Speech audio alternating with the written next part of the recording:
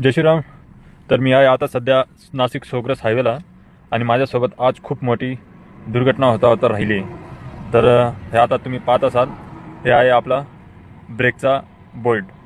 बघू शकता तुम्ही. हा सर्वात महत्त्वाचा जो बोल्ट होता तोच निघाला, गाडीलाच राहिला तसा. तर तुम्हाला दाखवतो नेमकं हा प्रकार झाला काय. तर ही आपली बाईक आणि हा आपला मागचा ब्रेक पाहू शकता तुम्ही. ब्रेक पूर्ण खराब झाला आहे.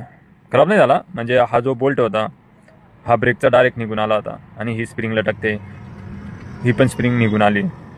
जेव्हा मी साधारण 120च्या स्पीडने जात होतो हायवेला आणि अचानक मी ब्रेक अप्लाय केला तर ब्रेक लागला नाही. बघतो तो पूर्ण ब्रेकच फेल झालेला होता. ते आपण इंजिन ब्रेकिंगचे वापर करून आपण गाडी कंट्रोल केली आणि गाडी साईडला लावून बघितलं तर हे दोघं पार्ट निघाले होते. तर तुम्हालाही सांगतो, गाडी कधी ऑफ रोडिंग केल्यानंतर नक्कीच ब्रेक वगैरे सर्व चेक करून घ्या. तर हा जो होता आणि हा पार्ट नशिबाने बरं आहे तिथंच लटकून राहिला, जर रस्त्यात पडला